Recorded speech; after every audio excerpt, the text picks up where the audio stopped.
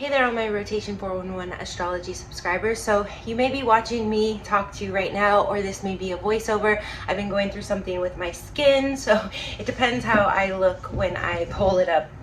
But soon I'll feel back to normal. So I'm an esthetician, so I'm a little bit probably more not conscious, but conscientious than most when it comes to that. So anyway, I want to go ahead and use an example as a case study today, and it's a client case study. So first of all, I want to make a couple announcements, so you can skip ahead a minute or two if you don't want to hear those. If you haven't liked and subscribed yet, I encourage you to do so. If you're interested in astrology and tarot, we now have the divinetimingdatabase.org app up on the Android store. I think it went up this morning, and there's already 5 downloads, so there's definitely matches being submitted into the Divine Timing database for you. If you've already submitted, just know that we're just waiting for the right person for you to submit. So we've really been working on getting the word out. There's an affiliate program, so if you have your own platform, or even just a large circle of friends that's interested in the esoteric, then I highly recommend that you join the affiliate program, share your code, so that when they enter you get $1 back, but you're helping to guide people to their right mates. So I'm going to use a client example today that I came across because there's a few important notes. One is that I have made a few videos on Saturn square Pluto now, and I tell you guys, like, this is what I've seen until now. I've never seen a couple make it past 6 years. People are funny, so like my parents, I've used the example, they had Saturn square Pluto, and they actually had one of the worst Synastry charts I've ever seen, and my mom said, oh, it was 6.5, but anyways, tomatoes. I found, finally, I tell you guys, when I find something new, I'll let you know. I found a couple that's been together for 30 years, married for like 22 years, has 2 just out of the house children, so empty nesters, that have Saturn square Pluto. So I want to give you a couple of little notes about that, because ultimately, they are separated now. And I just want to talk about like mediocre relationships that I see. So I was thinking about this. I see about 10, if I had to categorize them, I see about like 10 different variations of relationships, I would say. There's a lot of dynamicism. No 2 relationships are alike, just like no 2 birth charts are alike. There are unique thumbprint. But when I see, I'll see like relationships where there's kind of like stale energy. There's not a lot of rewarding stuff there, but for some reason they just decided on each other and idolized each other enough to push it through. And then I see, ones where they have really the best aspects, but some of the worst. So they're probably not going to make it the long haul, but they're going to have a very, rewarding experience. It might be sometimes, especially if Uranus is involved. Usually Uranus, a couple's gonna have a hard time really they might date for years and be on and off, but they're gonna have a hard time actually like being official. But you'll see, where, when they had the love was very strong and good, but when they had the toxicity, that it was like the worst. Well, so I see different variations of this, and I have thought about it, and eventually I probably will, when I have a more solid picture of those different variations, I might start journaling on it a bit, start attaching labels. We know that I tend to attach, moon conjunctions to to twin flames, but it's not always twin flames. It can be high level soulmates like Courtney. I don't know why names for me are, I don't know. Courtney Love and Kurt Cobain, they had a moon conjunction, sorry, of course. And, but then they had some, kind of, I don't remember if they actually had any passion planets at odds, but I think it was more with their Mercury or something. So they had a little bit of that going on, where I'm like, I don't know, when I see twin flames, there's usually, it's all pretty good, and there's a lot of mirroring in the chart. And I've probably only seen it maybe a handful of times, but I'm like, oh yes, this is definitely. And that's the thing, when I see a good relationship, and like I tell people, when I look at long marriages, like 13, 14, 15, 20, 30 years, I'm seeing these good, it just clicks. I'm like, yeah, okay, yeah, whatever's bad there isn't that bad. It might be worse if it was a relationship with other bad stuff, kind of thing. So, and then I have my soulmate charts, where I'm like, okay, your moons are trine, and you could be together for life because you have no deal breakers, or Venus conjunct Mars. So I see, and then I see these ones where I'm like, oh, this is really toxic and it's gonna end really badly. So you know, that's karmic when we're dealing with like Pluto square Saturn, or anything Saturn square is karmic, even though Saturn squares can sometimes work. But you know, Saturn square Sun with like someone's Capricorn Saturn, which is, you know, the ruler, really heavy on my Aries Sun, who's a super independent Sun, and the Sun is exalted in Aries, like that still might work because Saturn's in its best favor and so is the Sun, but at the same time they're so strong there that it actually could break up faster, where other couples might last longer with that kind of restrictive energy. So now I'm just kind of going on a tangent, but I don't ever want to blast my clients' information. So if I know some of you have found me my YouTube, or vice versa, you've gone to the other platforms to get readings from me, but so if this is you and you ever find this video, just know that it was a very sensitive conversation that we had, and it was only a 10-minute reading, so it was the first reading, so it's not like I know a lot of details that I could accidentally divulge anyways, but I'm just gonna, you know, give very basic details here of what I saw to use it as an example of a case study. So and this is a fellow Aries, which I hadn't realized. You know, her birthday, her and I's suns are pretty much perfectly conjunct, is all I'll say. I won't call out her exact month and day. So my heart really did go out to her, and it was a sensitive conversation, and she really took it pretty well. But you know, so there's a couple of things I want to hit in this video. One is, and I've tossed this in the air in a couple of other videos. In astrology, I'm actively looking for things, and some of them I haven't found yet. So one of them is I'm trying to figure out, like, why does a man leave his wife sometimes, and sometimes he strings along the other woman forever, saying he's going to leave his wife, you know? So I don't want to go into that. Maybe watch like the Gemini moon video and you'll get a better idea of why that might be. But for male moon, I'll tag it here eventually. So right now, just looking at this chart, she was married to a Scorpio. Now, people don't think, if you know, you can't read on the internet. You know, I was watching this these twin flames in union, and I was telling my friend this the other day, like, twin flame videos, the coaches I watch, they're the most boring, I'm sorry, they're the most boring vloggers that there are, I swear. So, like, they'll have some good information, but a lot of times they're just going on, and I'm like, it's so hard to watch. So these two are newer, they're pretty cute, they're twins in union. Now, you know, I watched their videos, and at first it still felt like that kind of like drawn out, you know, they're kind of very meek and shy, and you can tell that, you know, that they're very vulnerable, and I love that. But they probably wouldn't be like going out and telling people this. Like, I'll go walk down the street and get in a conversation. I have a Libra rising, I'm a Aries, chatty Cathy, like, I'll be going, and of course there's people out there distracting me right now, but I'll be going, you know, and telling everyone, oh, I figured this out, that you know, they're very, like, you can tell what they're sharing with you is very sensitive information, very personal and close to their journey as twin flames. So, you know, I have gotten some pretty good advice from them, but one of the things they said in one of their videos was not to trust the astrology. So of course I had to jump on that. I'm like, oh wait, yeah, if you're Googling like who's the best match for a Leo and you're a Capricorn, and it's like, oh, you guys aren't compatible at all, well, that's pretty true. I mean, I don't see a lot of Leos and Capricorns together, to be perfectly honest with you, but really at the end of the day it goes to the moon signs. So that's why, you know, I've said this before, couples that are together forever, like an Aries and a Pisces, they're like, or Taurus and an Aries, they're like, oh, it says we're not compatible, but I don't know, we've been together forever. You know, it's really goes to the moon and the aspects. So with that being said, this was an Aries and a Scorpio. Now, you generally wouldn't think that those two would go together, but they do often go together. And, you know, Scorpios are more reclusive, more private, so you don't always know if this Aries bouncing around would be so close to this Scorpio. And it may not always be like an obvious relationship, although it's a very strong one. You know, Mars conjunct Pluto is one of the most binding aspects, and Mars is the ruler of Aries and the traditional ruler of Scorpio, which is why I think you do find them together a lot. To get to the point there, but then we also have Pluto as the, you know, new age ruler since he was discovered.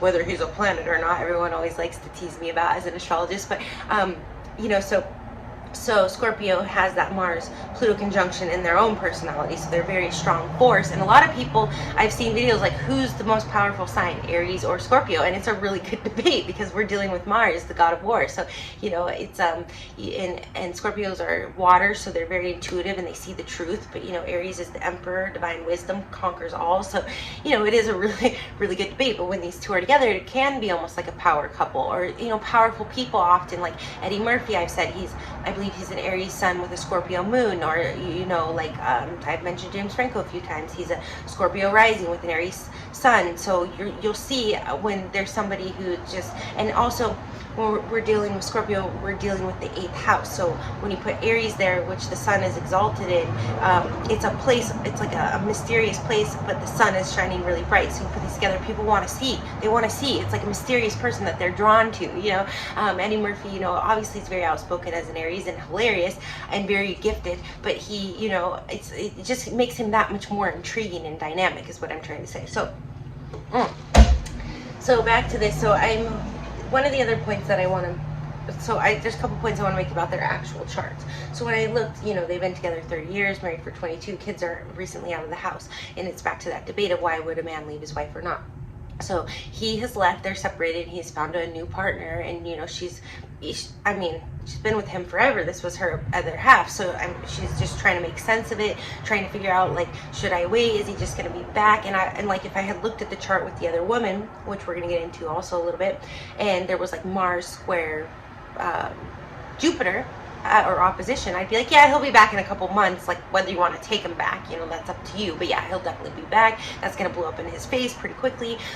You know, he just got caught up in Mars square Jupiter, which is very impassionate. Even Mars square Uranus can be like this spark where you just feel like almost like a false like infatuation, love at first sight. And I still got to do a video on that, like different love at first sights, the good and bad aspects, like when you think it's love at first sight or when it really is, kind of a thing.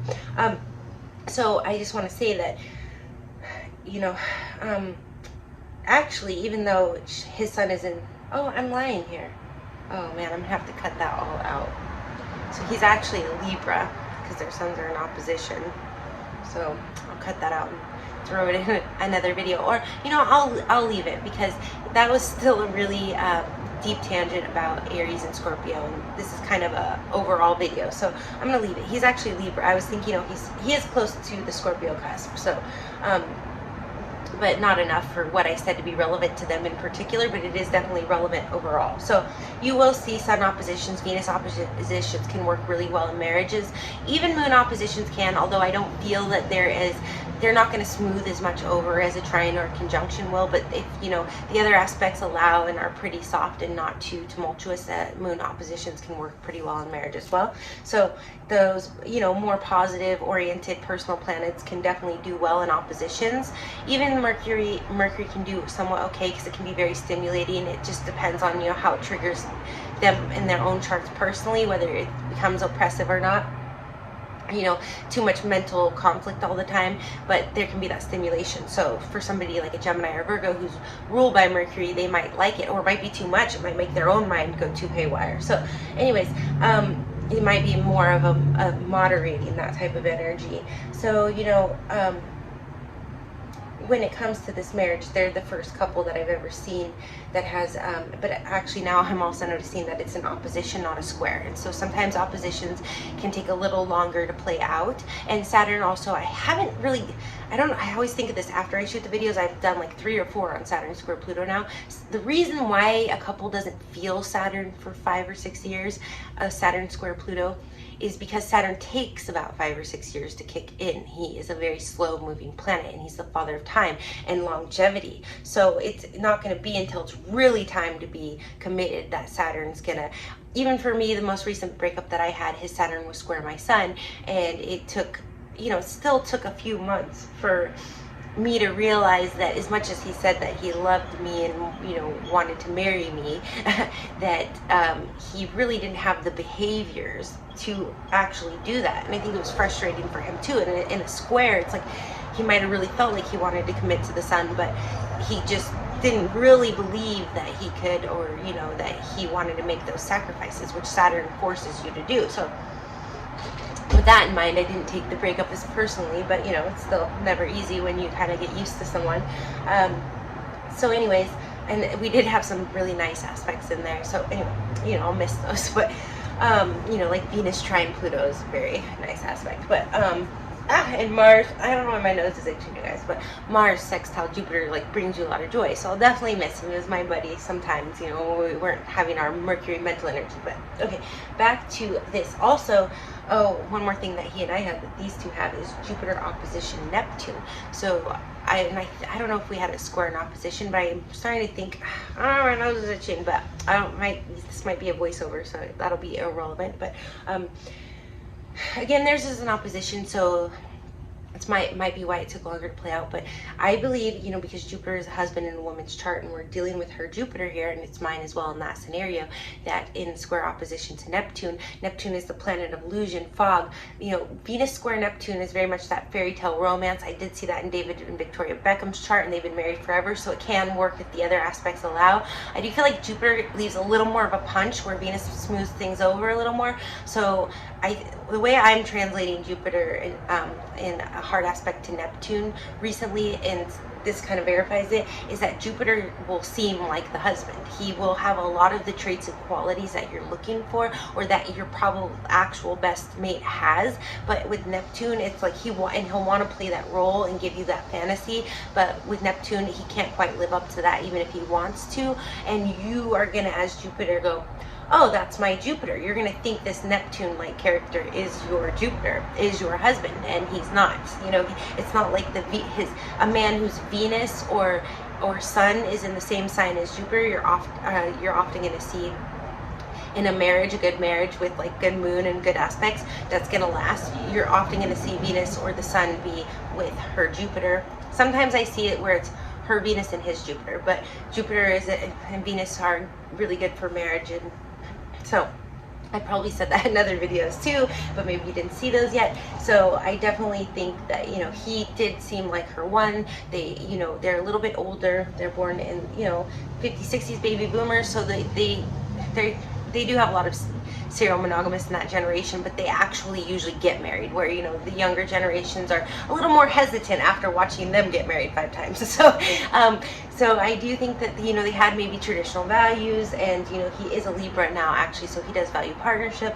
You know, she's an Aries. We're very dedicated. When we're with someone, we'll do everything to make it work. When we choose someone, we're very one-track minded. You're our person, we're going to try to make it work. So I do think is some of that coming in is why, you know, even though this was an illusion, they are oppositions too. So I had to tell you guys, I did find a Saturn opposition Pluto that lasted 20-30 years. But ultimately what ended up happening, and it's a little bit of a bummer, because I actually had put his birthday 3 days wrong in the chart and I wish I could go back and tell my client this now. Maybe she'll come back. Sometimes they do to follow up, and I can tell her. So to me it had made a lot of sense. Now it doesn't make as much sense, but I still wanted to share. You know, I told you guys, I'll be honest, if I find something that contradicts, you know, what I say, I like it, because then I have to look at those other aspects and figure out what's going on. So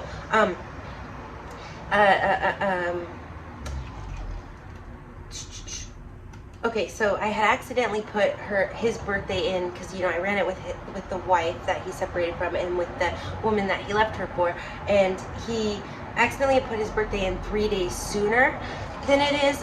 When I ran it here, I did it correctly in the other, you know, with the wife. So I had thought, because the moon moves through a sign every 1 or 2 days, so when I put it in, it had looked like him and the mistress, or the new woman, had a very tight moon conjunction. So I was like, oh, he found his twin flame. I mean, they have Venus trine Mars, plus a 0.41 degree, so almost perfect orb. Mars trine Venus 2.35, so really tighter than a 5 degree, like 2.5 degrees. So I was looking at it when I was talking to her. I was plugging it in and looking, you know, trying to, because, you know, I try to be as quick as I can, because they're paying per minute, right? So I'm like, you know what? Honestly, I go, there was one thing that made, oh, yeah, and it's not even a bad, oh, I think it was her sun is square his Jupiter, so he may never actually marry her. Even if he divorces the other wife, he may be like, you know what, one marriage was enough. I just want to be with you. And Sun opposition Saturn, so I told the wife, like, he may be a little controlling for her, and depending how her Sun handles that, her Sun is in Taurus, so opposite Saturn. Actually, Saturn being the ruler of Capricorn, for a Taurus Sun, it might be more comforting and stable, even if it is, and it is an opposition, you know. So squares are going to be more of a break. So there might be a tension there, but it actually will give her a little bit of security. So if he's a little controlling at times, like, oh, I don't want you to wear this, which might even be a little extreme for an opposition because it is so soft, but if he does little slight controlling things, she's not gonna run. She's actually like, oh, he cares, you know. And it always is, like, when you're dating people, like, is that gonna get worse? You know, my mom has always said, like, whatever's bad in the beginning is only gonna get worse with time. So anyway, I do see also that with the wife, they had Mercury opposition Venus, so there was a little bit of conflict there. But again, when you're dealing with the personal planets, Mercury, Venus and stuff, opposition and squares aren't as detrimental. But here they have better Mercury aspects, a little more mental peace. Her Sun is conjunct his Uranus, so if he does kind of go back and forth and is scattered a little bit, she could probably actually handle that energy a little bit, that frenetic energy.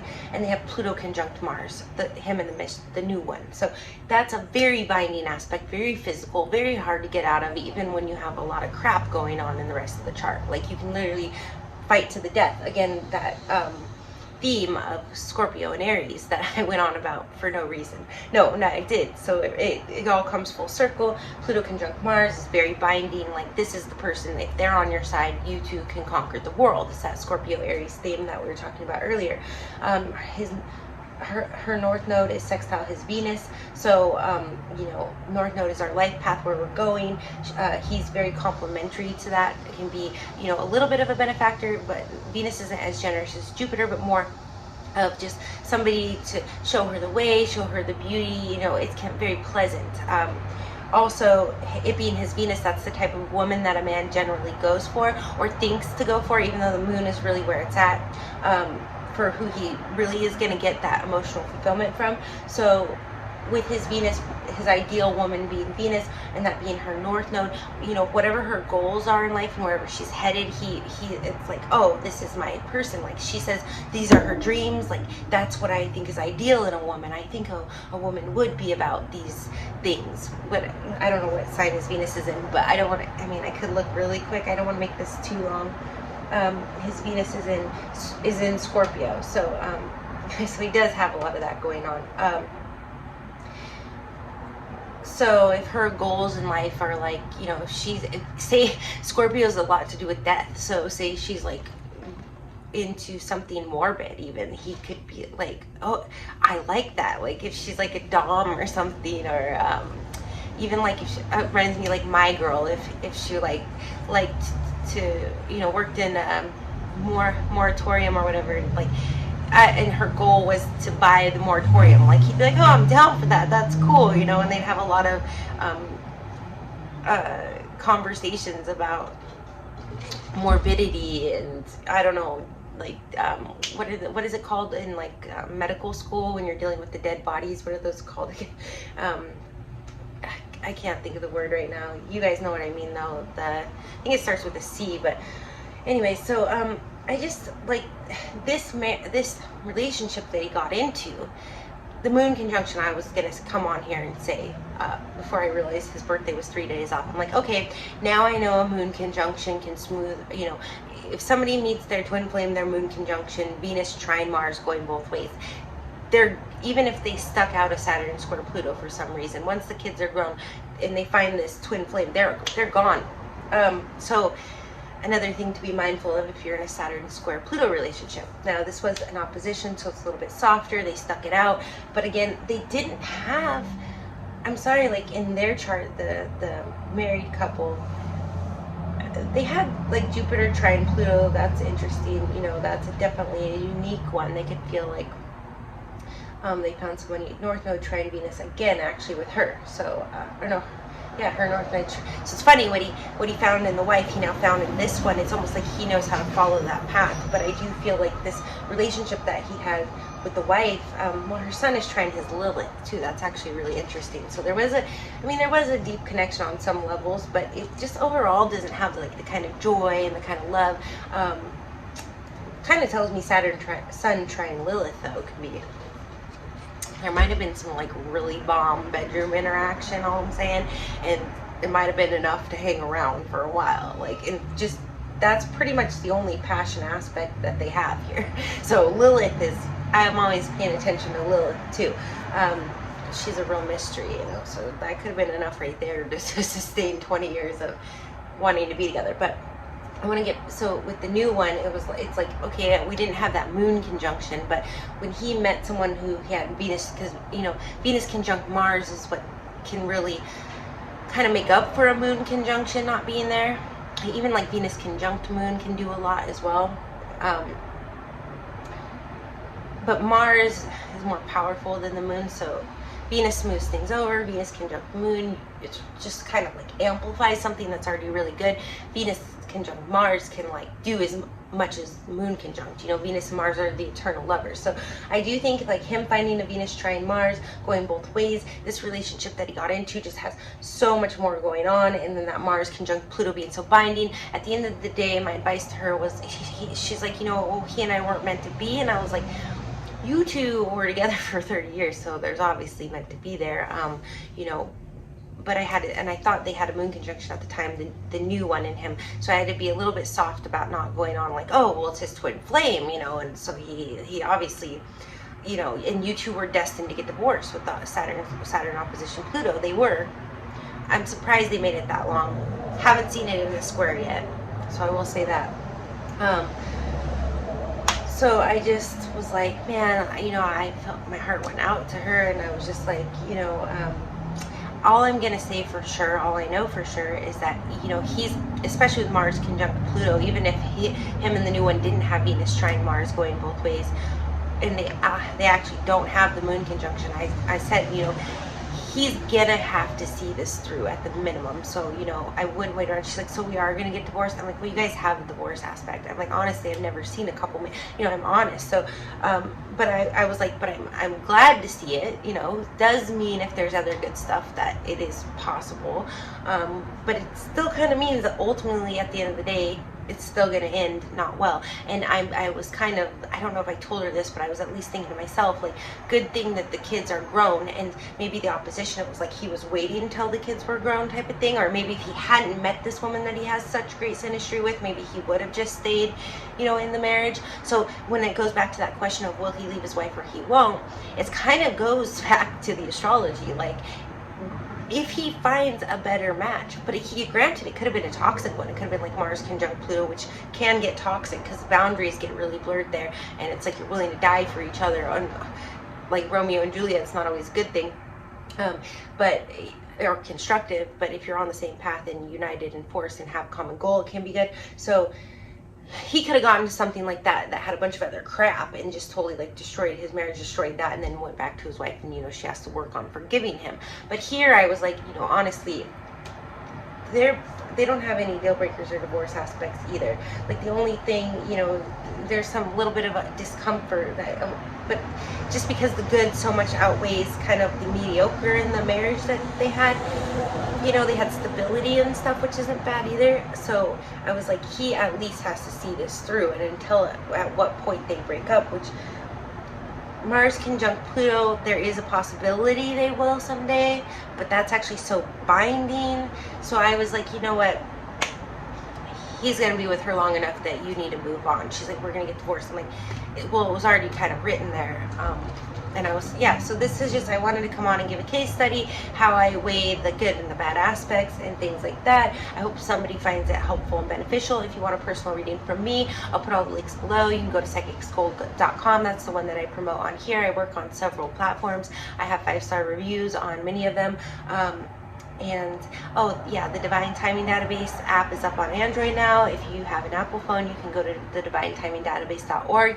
One thing I did want to kind of throw out there, it's been on my mind because I've been doing a lot of copy and marketing for that, is that it is a discrete database. My friend was teasing me like, oh, what if like famous people enter? And I was like, oh, I never thought of that before, because there are like apps like that now, like, oh, the elite meet discrete, you know.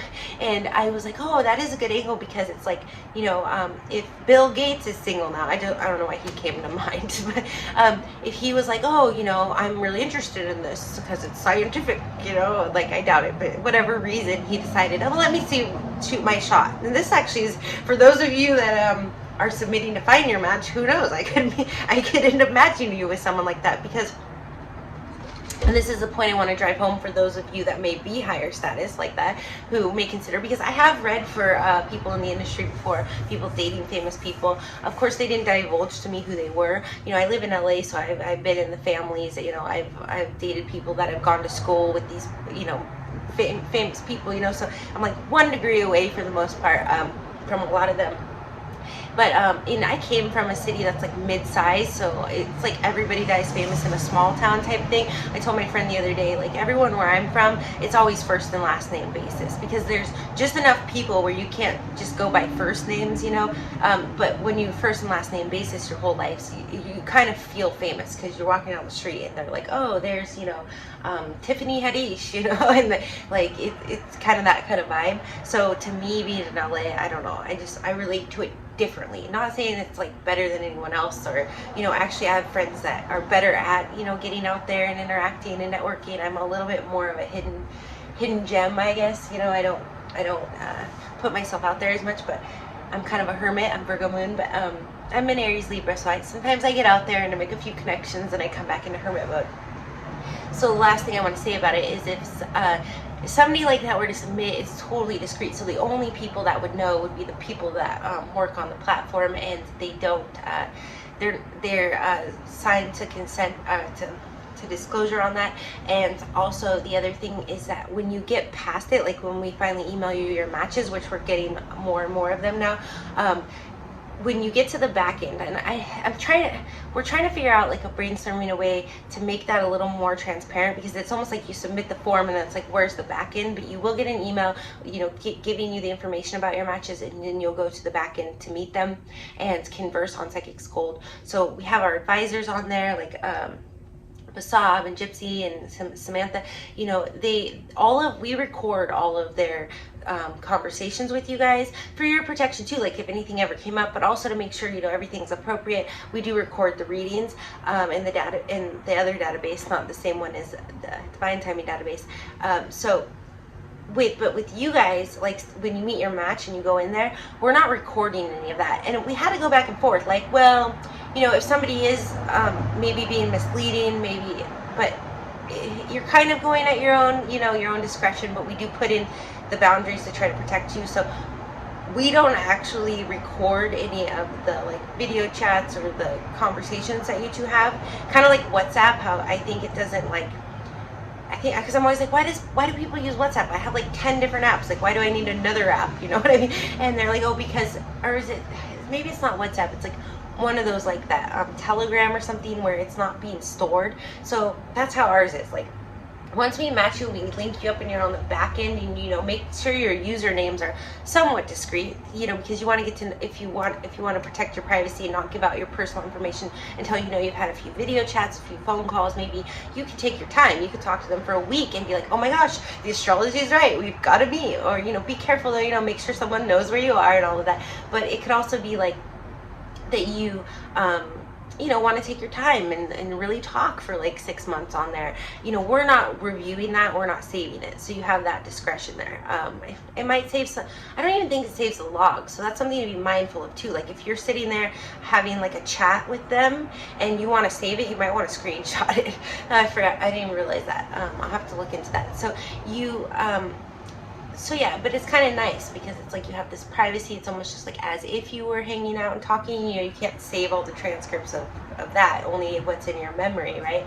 So it's very genuine in that sense of you're never gonna it's discreet, like, and it's kind of cool because it's like if you are somebody of you know, that wants to protect your identity, you have that discretion, that anonymity. and the anonymity's there. Like, that's another thing, kind of going back to my hometown and in Brant here, is in my hometown, you know, I could go out for weeks and weeks and weeks and no one would know me and I wouldn't know anyone, so it was like living in a big city. But there could be weeks where, usually when you look the worst and you got to run in the mall, you know, and you're just looking all like haphazard, but you know, you went 10 times, wasted all this makeup and got dressed nicely to go, you never saw anyone, you know, but you're feeling good, hoping to bump into someone. But then, you know, the day you've just got to run in there because you got to, like, you know, pay some bill at Sprint or something that you can't do online, especially back in the day. It's like all of a sudden you're just seeing everyone you ever knew from grade school, like 5 in a day, or like high school, or, you know, or from all around, and you're bumping into everyone. You're just like, you know, and they're like saying your first and last name, and you're like, then you feel like you're, you know, so living in LA, I mean, aside from my neighborhood and community, which I love, like everybody knows me and my name, and sometimes I'm like, how do they even know my name or remember? But I'm like, oh crap, I don't remember theirs. But I'm getting better about that. You know that saying, like, oh, when you ask someone their name, then you're supposed to repeat it and then you're gonna remember and use it. Like, that's Dale Carnegie, like using people's names. No, I totally, right over my head, especially if it's really common. Like, then I start daydreaming about, oh, I know someone like that. Someone with that first name, they don't remind me of them, and then their name goes right over my head. You know, actually the more unique ones I remember. Now I'm just on a really long-winded rant, and I want to try to at least get Leo out this morning to you guys, because I know I did Aries for the tarot reading. So and then there's a sale tonight on one of the platforms, so if you are one of my clients from that platform, I know you guys know that I don't usually work the sales. I was working them before, so I'm only doing tarot readings, so no astrology for that, because they're just too fast. There's too many orders coming in. So, but my tarot usually is pretty dead on, and it usually just confirms the astrology. Like, I'll lay it out, I'm like, yeah. Wow, okay. So, and oh, there was something else I didn't really get to say in the Aries. I don't feel like I vibe with my Aries. Like, readings, when I do the Aries tarot readings, I vibe with my Aries, but like when I do the Aries tarot readings, they don't pick up on mine as much. And I watch all the other readers' Aries tarot readings, and I feel like they get a little bit better. Like, they're like, man, my Aries are really down for me, and I'm like, yeah, I don't feel that so much. But so the other day when I did Aries, I did Cancer, but the audio was all screwed up, you guys, which sucked. Oh, and I'm on Twitch now too for those live tarot readings, so I'll put the link. I'll add that below too. I got to do that. So I'm in there and I'm like, oh my gosh, you guys, I kind of relate to this, which, you know, general readings I wouldn't always, but for me, the reason it was so astonishing is because I cannot read for myself. You know, we're not really supposed to see our own future, and they say, oh, divination is so bad. Well, I was given this gift, and it's really hard for me to read the tarot for myself. I did kind of start, I was gifted one in high school, and then I lived with a woman of a famous family, actually, in Agoura Hills, Calabasas, and she had a deck, and she really taught me how to use it, teaching me how it tied to astrology, because I already was an astrologist. So then I'm like, oh, okay, and I got a deck, and because I had actually, that story is somewhere else in one of the other videos, but I had thrown that one out because I didn't know what it was exactly. I was raised a little religious, and my religious ex-husband, I think, like, flipped out about it one day. And I'm like, they're just kind of cool. And he's like, look at this devil card, which he's a Capricorn, and that's the Cap, but whatever. So I think it ended up, even if I didn't throw it away, he might have eventually tossed it or something, because he did like to throw my books away. That's very devil energy. But anyways, so long-winded story short, my father used to say that about me. That's my daughter, make a short story long. I totally lost my train of thought. I did used to practice for myself, but I still, you know, wouldn't get, it would be a little more when I was practicing, a little more clear. If anything, it wasn't like clarity of telling me what's happening like it does for clients, because I'm tapping into them and picking up on things. It's more of, it would kind of go, okay, it would kind of give me what I already knew about the situation.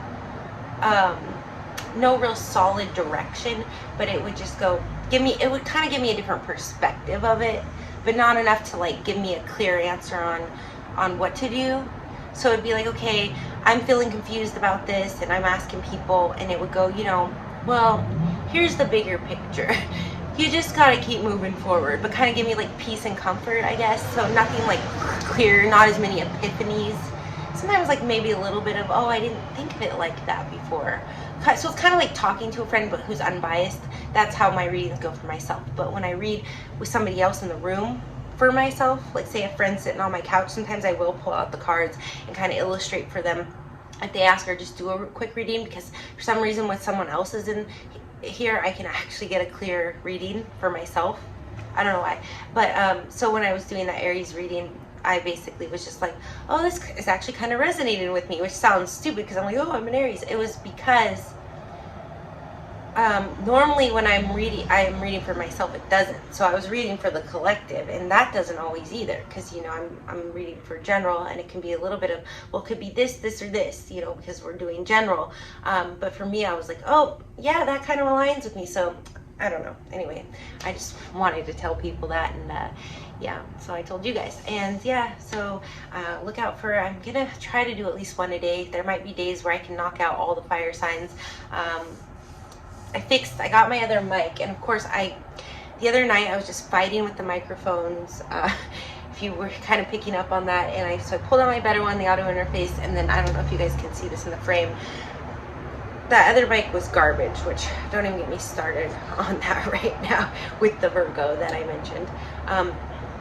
But you know, a future, you know, whatever, I'm not going. So that mic was like an actual USB one. If you guys want a little tech ending here, if you don't, click off, but still like and subscribe, because I don't always go on little tech rants. So it, you know, the mic would just hook right here, so I had to, you know, get my little contraption out. So I've been fumbling in my vanity where it's kind of like my little work area. I soundproofed it, and I want to eventually like make some music there, you know, Venus and Mercury and Pisces. So I've been fumbling with this middle part, and this was all broken up and shoved in the closet in there, so the pieces were all moving around, and I was like, oh well, I have that USB new mic I can't wait to use, so I won't even need this for a while. Like, shoved it in the closet.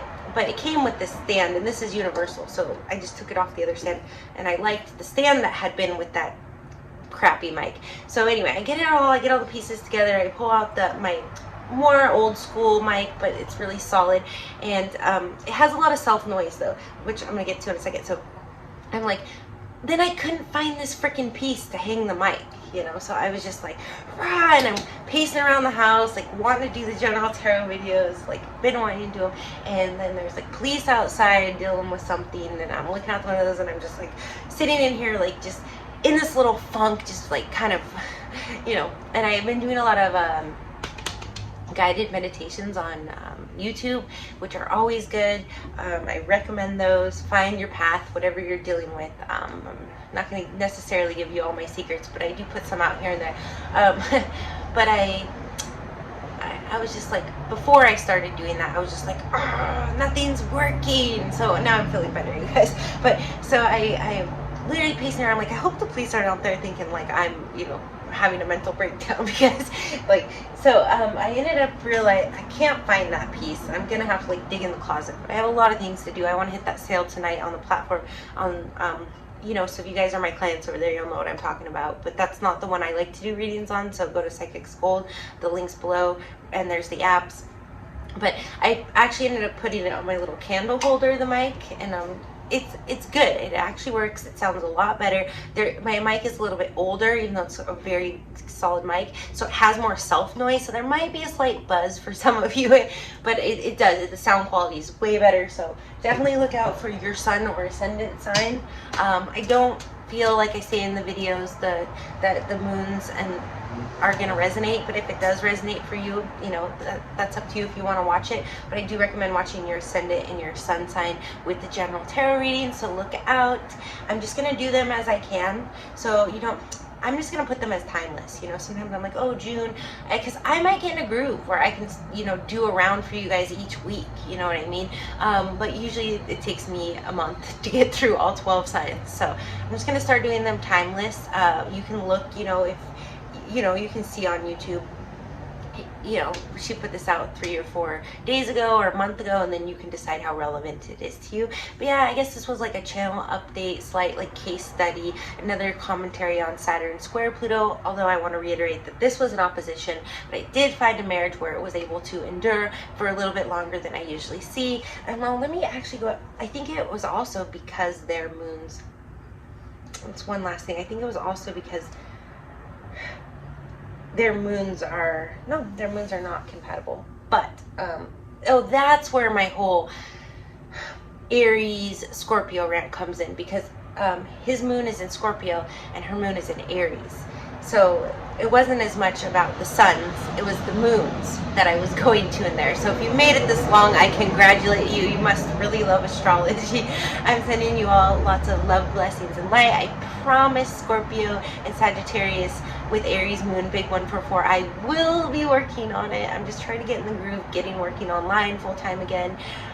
You know, it's made money pretty tight, so if you want me to get to those faster, I would love any support for the channel. The donation link is below. It's rotation411.live is where I'm taking the donations.